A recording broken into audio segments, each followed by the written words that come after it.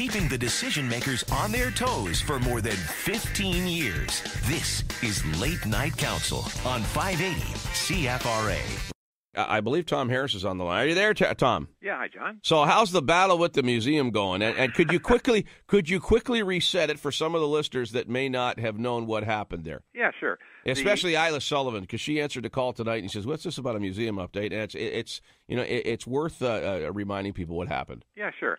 The 13 Metroland newspapers across Ottawa published a sentence in an article about an event that I went to on the future of skiing in a warming world.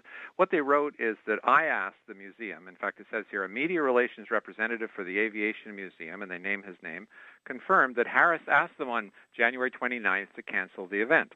Now, of course, I never asked the museum to do anything. I complained about the event because, of course, it was completely one-sided, and I didn't think it should be happening at a publicly sponsored museum. But regardless, I never asked them to do anything. I left it up to them to decide what to do. Now, it's interesting, the newspapers themselves, they backed down a little bit. They didn't actually admit to any fault, but they did give me the chance to get a good 600-word response in which I explained that I didn't actually ask them to do anything. And, of course, Ecology Ottawa, they just simply repeated this, and it's still on their website, even though I've told them many times I never asked the museum to cancel their event. Mm-hmm.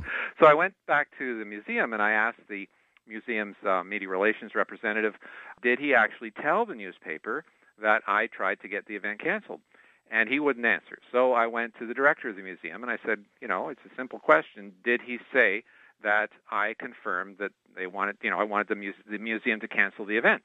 And he didn't answer. So I went to the head of the Canada Science and Technology Museums Corporation, which incorporates quite a few museums, and I complained to them. I said, they're not answering here, and this is a serious thing because, a number of our scientists have had death threats. And if you get a group like Ecology Ottawa that think that you're going around trying to cancel their events, that's not terribly safe. Yeah. And what people need to know that's how crazy it's gotten for anybody that criticizes, the climate change cult nowadays. Oh, yeah. And, I had people giving me a finger and booing and getting out just because I expressed a somewhat different point of view. Yeah. I'm concerned about skiing, too, because I'm a skier. But if you actually look at the graphs, you can see that snow cover over the Northern Hemisphere, North America, Eurasia, has actually risen slightly over the last 50 years in the winter. Yeah, but the climate change people hate facts, though, Tom. Yeah, exactly. They love them computer models, that they've been banking their whole lives on and making billions of dollars off of. Yeah, that's right. So, but every time I put a correction on their website, because they still have it on their website, that I tried to get their event canceled, they just delete it. They just won't let, so this is their definition of democracy, I guess. But regardless, the museum should be held to a higher standard. If they told them wrong information, they should be correcting it. So finally I got an answer from the president of the Museums Corporation, and of course, in typical government fashion, they sent you a letter to answer, but didn't answer the question that you asked them. Mm-hmm. They always do that. And so I wrote back and I said, well, this is very interesting, but you didn't address the point that I asked you, namely, did your representatives tell the media that I tried to get the event canceled? And now they're saying, oh, well, they didn't use the word cancel, and they're dancing around. They just simply won't say yes or no. And so I finally told them, well, I'm going to a higher level. If you don't respond, then I'm in the middle of sending it all to the minister, which is Shelley Glover. She's the minister that's in charge. But, it really brings home a really interesting question. Let's say they had said in the newspaper that David Suzuki asked them to cancel the event. You can be sure the museum would have corrected that instantly. Oh, yeah, right away. Yeah, that's right. But the reason they're not correcting because he's on the right side of the politically correct cult right now. Yeah. So I think the reason the museum are not correcting it, if indeed they didn't tell the newspaper that I tried to get the event canceled, and my suspicion is that the newspaper made the mistake. But the reason I think they're not doing it is because they know exactly what I would do with their answer. If they wrote to me and said, no, that's not correct, you did not ask the museum to cancel the event, they know that I would give that to Ecology Ottawa, and I would give it to the newspaper and say, the statement is wrong.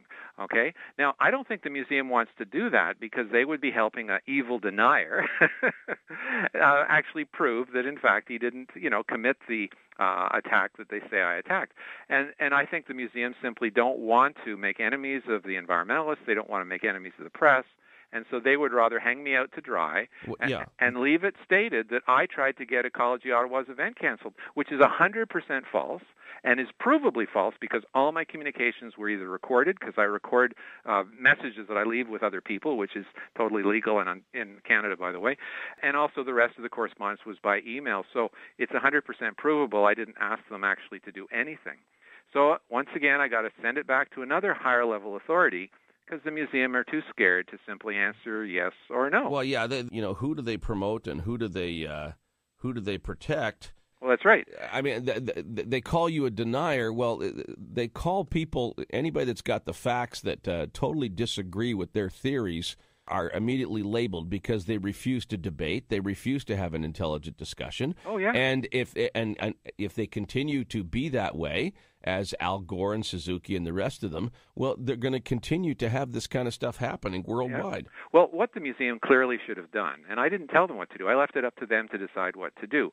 But I think what they clearly should have done is contacted Ecology Ottawa and say, look, if you're holding the event at a publicly sponsored museum, in this kind of national facility, you really need to try to make it somewhat balanced. You need to bring in people on both sides, especially, and I provided this to the media and to the museum, especially if the data actually shows that snow cover is not reducing in the winters in North America. Now, Tom, they keep accusing you of being somebody that's on the, Exxon and big oil companies' payroll.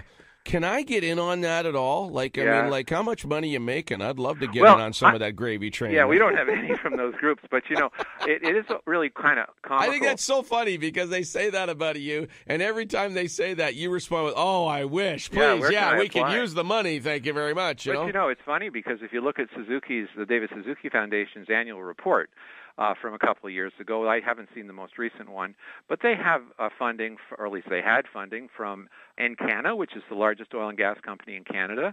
They had funding from ATCO Gas, and they also have funding from many of the largest corporations. I think it's pretty safe to say that the David Suzuki Foundation particularly is getting more money from big oil than any other, climate science common sense organization anywhere in Canada. Well, big oil are afraid to fund groups like ours because of the fact they're afraid they'll be uncovered. And then, it's bad PR. Yeah. But in fact, that's why they're funding Suzuki's group, or at least they were, is because they want to have green credentials to be able to boast. And also, I think it's a matter of protection. I mean, in the old Chicago days, somebody come by and say, that's a nice store window you have there. Boy, it'd be such a shame if somebody broke it. I can solve that. I can solve that problem. If you give me $50 a night, I'll make sure no one breaks it. Yeah. And the guy says, "Oh, buzz off." Well, guess what? The next week your window's broken. Yeah, we heard it. We heard it on the radio there. Did you hear the window break there? Yeah, exactly. Right there. So, I think they're paying for protection. I think that companies that fund groups who would try to kill those companies if they ever had the chance. It's called the Green Mafia, kids. Totally. Yep. Thanks completely. Thanks for your call, Tom. The museum are in their own way helping them. ClimateScienceInternational.org, kids. It's a good starting point if you want to hear common sense on the whole climate change hysteria nonsense that's out there. Thank you, Tom. Thanks for calling in. Righto. 521-8255. We got to go to the news. Hour number 2 coming up. Open line, open topic, all the way to 11 o'clock. Oh, a smorgasbord of verbiage, folks. Yours and mine and everybody else's in between. Stay with us.